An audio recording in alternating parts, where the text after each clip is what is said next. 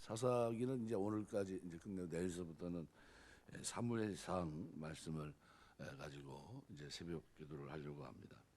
이스라엘 백성들이 이제 사사기서에 보면 이제 세 가지 맹세를 합니다. 베냐민 지파를 응징하기 전까지는 아무도 집에 돌아가지 않겠다 했던 것과 이번 전쟁에 동참하지 않은 지파 사람들은 전부 죽이겠다 했던 내용과 그다음에 이후에 베냐민 사람들에게는 절대 딸을 주지 않겠다 이 세 가지 이제 맹세를 했었는데 이 맹세의 공통점은 지나쳤다 하는 겁니다. 지나쳤다. 우리가 신앙생활하면서 하나님 계명이 있는데 거기에 만일 사랑에서 저촉이 된다면 조심해야 됩니다. 왜냐하면 잘못하면 종교적인 집단 이기주의가 되고 그것은 이데올로기가 될 확률이 대단히 높습니다. 이스라엘 백성들이 베냐민을 응징한 후에 큰 딜레마에 빠진 이유는 12지파 가운데 한 지파가 사라지게 생긴 겁니다. 그러니까 도저히 일치되지 않는 두 가지 목표를 그들이 가지고 있었는데 하나는 베냐민 지파를 철저히 응징해야 된다는 것과 또 하나는 베냐민을 이스라엘 12지파 중에서 하나로 존속시켜야 된다는 겁니다. 그러니까 이 딜레마에 직면하면서 감정적인 맹세를 했던 사실을 뒤늦게 깨닫습니다. 그들을 다 징벌 하면 한 지파가 사라지는 거 아닙니까? 도망친 600명을 끝까지 따라가서 죽이지 않은 것 이것이 천만다행이죠. 근데 베냐민 지파가 사라지지 않도록 대책을 세워야 한다는데 또 뜻을 같이 합니다. 근데 문제는 남은 600명에게 어떻게 가정을 만들어 주느냐 여기에 초점이 맞춰져 있습니다. 딸들을 주지 않기로 이미 맹세했습니다. 이제 어떻게 해야 됩니까? 고민 끝에 또 다른 맹세를 생각해냅니다. 이번 전쟁에 참여하지 않은 이스라엘 사람들을 전부 죽이겠다는 맹세죠. 확인해 보니까 야베스 길르앗 사람들이 전쟁에 참여하지 않았습니다. 그러니까 이스라엘 백성들은 이들도 응징합니다. 다 죽여요. 그리고 베냐민 사람들에게 여자를 구해주기 위해서 전멸시키고 400명을 딸들을 잡아와서 그들에게 결혼할 수 있도록 합니다. 그러니까 베냐민 길르앗 사람들이 이기심 때문에 전쟁에 참여하지 않은 건지 아니면 무슨 일이 있는 건지 좀 알아봐야 될 텐데 그런 건 중요하지 않아요. 맹세를 실현해가는 과정으로만 생각합니다. 우리가 함께하지 않는 사람은 적이기 때문에 다 죽여야 된다는 거예요. 이것은 굉장한 흑백 논리고 이것은 하나님 보실 때 올바른 가치가 아닙니다. 마가복음 9장에 보면 요한은 예수님께 우리를 따르지 않는 어떤 자가 주의 이름으로 귀신을 내쫓는 것을 우리가 보고 우리를 따르지 아니함으로 금하였나이다. 9장 38절에 얘기를 했는데 예수님은 금하지 말아라. 내 이름을 의탁하고 능한 일을 행하고 즉시로 나를 비방할 자가 없느니라. 우리를 반대하지 않는 자는 우리를 위하는 자니라. 39절 40절에서 그렇게 얘기하거든요. 그러니까 제자들은 눈에 보이게 우리를 지지하고 따르는 사람만 우리 편이고 나머지는 전부 적이라는 생각을 가지고 있었습니다. 예수님은 그 생각에 반대하십니다. 지금은 드러내놓고 따르지 않지만 마음속으로 자신을 지지하고 따르는 소극적인 제자들이 상당히 많다고 하는 것을 이미 알고 계셨습니다. 실제로 예가 많이 있잖아요. 요한복음에도 보면 니고데모 같은 사람들, 아리마대 요셉 같은 사람들은 드러내놓고 믿기보다는 밤중에 몰래 찾아와서 신앙을 고백했던 거거든요. 이렇게 소극적으로 동조하는 사람들까지 다 적으로 규정한다면 하나님의 일을 할 수가 없습니다. 노골적으로 적대시하지 않는다면 모두 친구로 생각하고 어떻게 해서든지 그들에게 좋은 영향을 주려고 해야지 나하고 친하지 않는다 해서 전부 적으로 간주해버리면 어떻게 복음을 전하겠습니까? 다 잣대가 아주 힘들죠. 그러니까 이스라엘 백성들은 자기들에게 동조하지 않는 사람들을 전부 적으로 규정하고 다 죽이기로 맹세했습니다. 그래서 이 변명의 기회도 주지 않고 12,000명의 군대를 보내 전부 죽입니다. 맹세가 중요합니까? 아니면 생명이 중요합니까? 세상 어떤 것도 생명보다 중요한 것은 없습니다. 설사 어떤 맹세를 했다 할지라도 그것이 사람의 생명과 관계된 것이라고 한다면 그 맹세는 취소돼야 됩니다. 그죠? 올바른 거예요, 그게. 다윗이 사울에게 쫓길 때 제사장이 그들만이 있는 곳으로 몸을 피합니다. 너무 배가 고파서 먹을 것을 찾아보니까 하나님 앞에 드린 진설병 외에는 없습니다. 율법이라 할지라도 진설병은 제사장 외에는 먹지 못하는데 제사장은 그 거룩한 떡을 다윗에게 줍니다. 아무리 율법이라 할지라도 사람의 생명을 살리는 일보다는 우선할 수 없다, 그 얘기죠. 그러니까 예수님은 이 예를 드시면서 율법의 정신은 사람을 죽이는 데 있는 것이 아니라 살리는 데 있다라고 말씀하십니다. 그러니까 안식일은 사람의 욕심으로 달려가다가 죽어버릴까 봐 그들을 쉬게 하려고 있는 것이지, 잘 지키나 못 지키나 감시하고 있다가 혹시 못 지키면 잡아다 죽이려고 거기에 초점이 있는 게 결코 아니거든요. 그렇다면 맹세는 어떨까요? 맹세도 사람을 살리는 데 사용돼야 됩니다. 만약 맹세 때문에 사람을 해쳐야 되고 죽여야 된다면 그 맹세는 자동적으로 폐기돼야 됩니다. 약속 때문에 죄를 지어야 한다면 그 약속은 어기는 것이 옳습니다. 아이가 생일에 장난감 사주기로 했는데 돈이 없으면 어떻게 해야 됩니까? 그 약속, 야 내가 돈이 없다 나중에 사줄게, 이렇게 하면 됩니다. 근데 그 약속을 지키지 않는 것이 아름다운데 그 약속을 지키기 위해서 남을 해하고 도둑질해서 장난감 사다 주는 게 사랑입니까?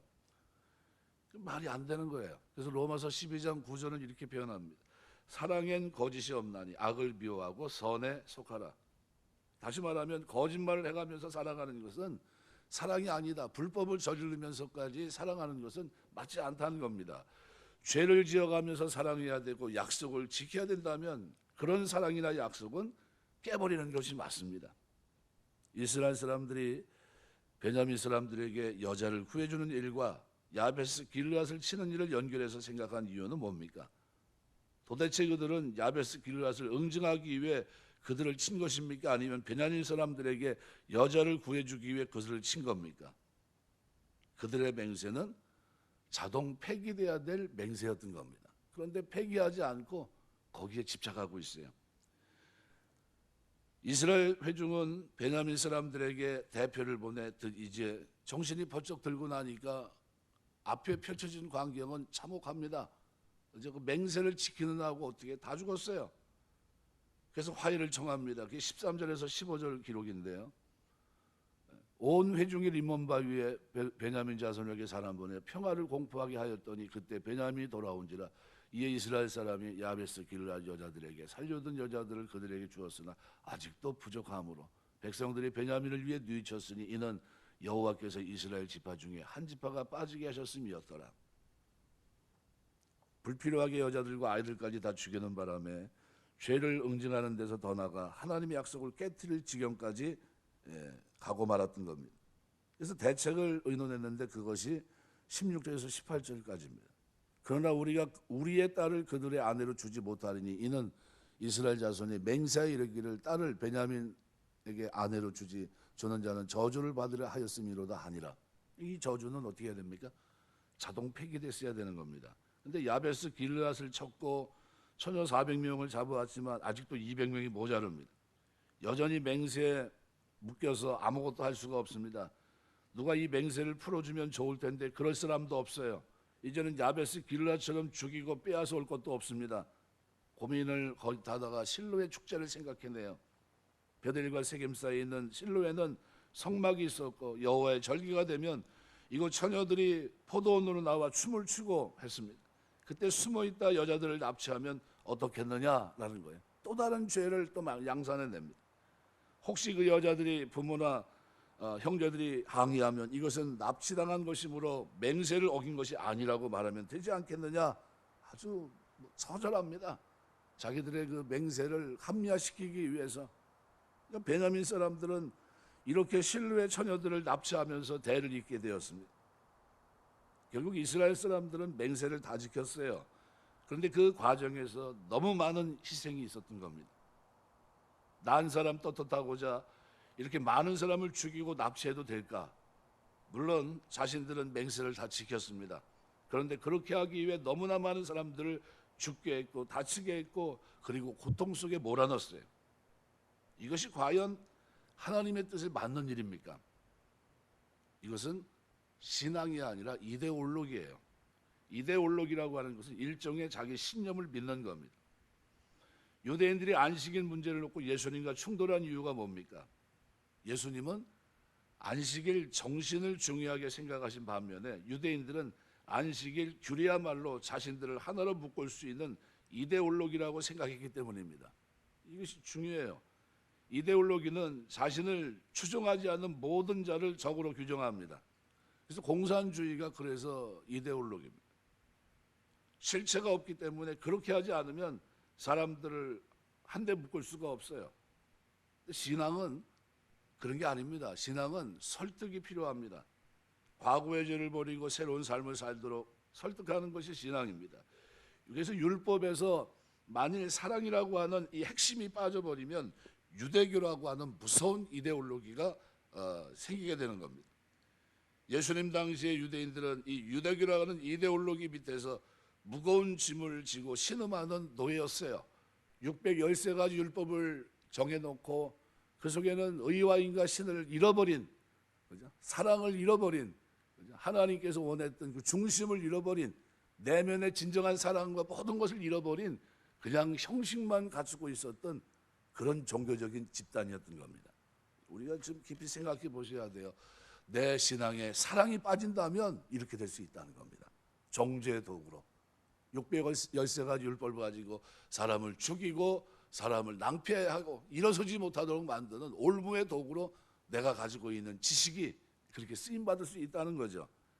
이스라엘 총회는 이데올로기에 심취한 종교 집단이었습니다. 이름만 백성이었지 실제로는 전혀 하나님의 백성이 아니에요. 성숙한 신앙인의 회의가 마치 마피아 두목들의 회의와 같습니다. 율법이 죽어 있는 것이 유대교입니다. 종교적인 확신에 차 있는 사람들에게 사랑이 빠져버리니까 완전히 마피아 같은 악당들이 되고 맙니다. 그들은 종교적 신념에 눈이 멀어 그렇게 많은 사람들을 죽이고도 자신의 잘못을 깨닫지 못합니다. 우리는 이 세상에 살면서 많은 죄악을 보게 돼요. 그런데 어떤 죄악을, 이런 죄악을 한순간에 없애려 우리가 든다면 많은 사람들의 피를 흘리지 않을 수 없고 나의 생각이 다른 사람들을 적대시하지 않을 수 없습니다. 주관적인 확신 외에 건전한 분별력이 있어야 억울한 희생자를 만들어내지 않습니다. 우리의 신앙은 지혜로 남들이 알아들을 수 있고 납득할 수 있는 보편성의 꽃을 피워야 돼요. 그래서 이 보편성이 사라진 게 이단입니다. 누구든지 상식적으로 납득이 되지 않아요. 다윗과 솔로몬 때 생성된 지혜의 말씀과 문학을 바로 이러한 점에서 신앙의 열매이고 결과인 것입니다. 신앙이 성숙하면 성숙할수록 더 많은 세상 사람들을 설득할 수 있어야 되고 끌어안을 수 있어야 됩니다. 신앙에서 만일 사랑이 빠진다면 이것은 굉장히 무서운 이데올로기가 될 수밖에 없습니다. 아무리 성경적인 교회를 할지라도 그래서 그 눈에 눈물이 없고 남의 어려움을 아파하는 마음이 없다면 그 신앙은 남을 죽이는 신앙이 될 것이고 그것은 종교 집단이 될 수밖에 없는 겁니다. 세상에 있는 모든 것을 정죄하는 것이 능사가 아닙니다. 바울이 말한 대로 땅과 거기 충만한 것이 주의 것이에요. 고린도서 10장 26절 말씀대로 잘 분별해서 사용하면 버릴 것이 없습니다. 그것은 그럴 줄 모르는 사람이나 우리가 이 신앙생활을 하면서 글을 아는 사람은 그죠? 어떤 자리에 가서도 그죠? 나름대로의 문장력을 발휘합니다. 그림을 그리는 사람도 똑같죠. 그래서 그릴 줄 아는 사람들은 종이를 놓고 불평하지 않아요. 왜요? 어떤 종류가 됐든 그 화제에 맞게끔 하니까요. 진짜 실력이 있는 사람은 어떤 종류에도 기가 막힌 작품을 그려냅니다. 그런데 우리 신앙의 사랑은 모든 것을 하는 동기입니다. 모든 것의 동기예요. 그래서 사랑은 율법의 완성이에요.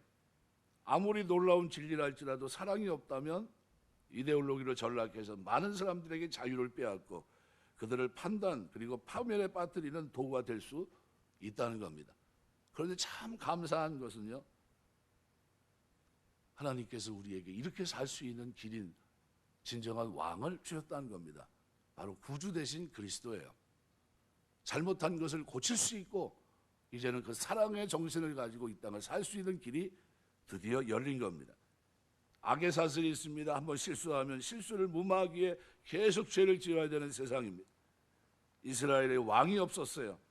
악의 사슬을 끊을 수 없었지만 감사하게도 오늘 우리에게는 악의 사슬을 끊을 수 있는 왕이 계십니다. 우리의 왕이신 예수께서는 다 끝내고 다시 시작하라고 말씀합니다.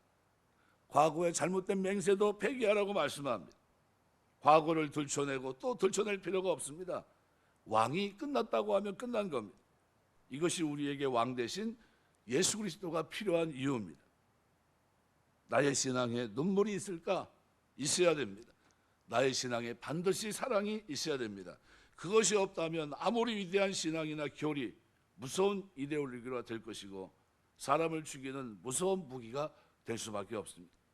다른 사람을 정죄하기 전에 먼저 그를 사랑하는 마음이 없다면 나의 신앙은 가장 강력한 무기로 변할 가능성이 높은 겁니다. 어떻게 해서든지 다른 사람을 사랑하는 것, 이것이 진정한 신앙이에요. 아무리 맹세하고 약속했다 할지라도 죄를 지어가면서 지켜야 된다면 그것은 폐기되는 것이 마땅합니다. 사랑과 눈물이 있는 신앙, 죄를 정죄하는 것이 아니라 치료하고 회복시키는 살아있는 신앙, 이것이 우리가 추구하는 신앙입니다. 말씀을 맺겠습니다. 사사기는 이렇게 참혹한 맹세 세 가지를 맨 마지막 기록하면서 부록으로 볼 수밖에 없는 그 장면에서 자기 소견에 오른 대로 왕이 없었기 때문에 이러지도 못하고 저러지도 못하고 종교적인 집단으로 그리고 참혹한 모습으로 끝을 냅니다. 이 장면을 여기서 끝내지 않고 사사기, 룻기, 사무엘로 넘어가면서 왕을 세우시는 인간왕 사울을 세웠고 그 다음에 누굴 세웁니까? 하나님이 세우는 진정한 왕 다윗을 세우는 이 과정을 성경이 기록합니다. 진정한 왕은 우리 그리스도밖에 없습니다. 근데 이 왕을 세우는 과정을 설명하고 있는 거예요. 우리 신앙생활에 하나님 그리스도가 우리의 왕이 되심을 꼭 기억하셔야 됩니다. 그분 앞에 우리가 엎드려 기도하면서 하나님, 내가 헛된 맹세로 하나님 사랑을 무너뜨리지 않게 하시고 율법의 완성인 사랑을 통해서 하나님 모든 것을 설득하며 이해하며 바르게 신앙생활 할 수 있도록 내 삶을 붙들어 주옵소서 기도하시면서 우리가 계속된 이제 룻기서는 이미 했기 때문에요. 지나가고 사무엘상 이제 말씀을 묵상하면서 왕을 세우는 과정, 그리고 우리가 이미 왕으로 주신 그리스도 안에서 오늘 우리가 어떻게 사랑을 실천하며 살아야 되는가 하는 관점을 가지고 성경을 보셔야 될 줄 믿습니다. 살아가는 동안 하나님의 사랑을 실천하는 이와 같은 축복된 삶이 되시길 주의 이름으로 축원합니다. 기도하겠습니다.